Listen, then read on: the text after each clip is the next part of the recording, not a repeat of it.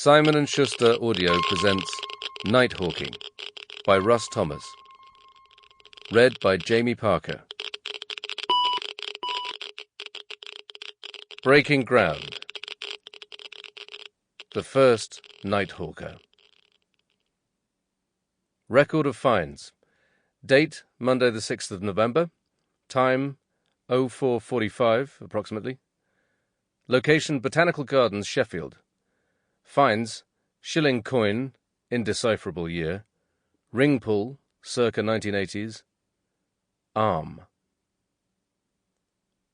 He climbs the wall slowly, the equipment strapped to his back working with gravity to pull him down to the pavement below. When he reaches the top, he pauses for a moment, sweat on his brow mingling with rainwater before trickling down his neck. A car swings around the corner, its headlights threatening to pick him out. He flicks left leg after right, launches himself into a free fall, and drops like a stone into the silent garden below. He crouches in the flower bed and waits for his heartbeat to slow. There are no cameras here. No lights other than from the street beyond the wall and the odd yellow square of a window in the row of terraced houses beyond the tree line.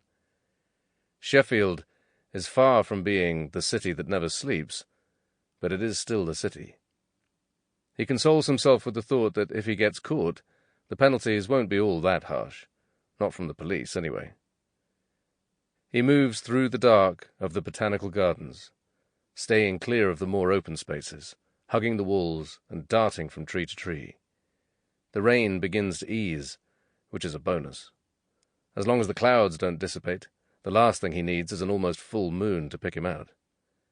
There's still a faint whiff of smoke in the air from the bonfire parties and firework displays that took place earlier in the evening, in spite of the weather.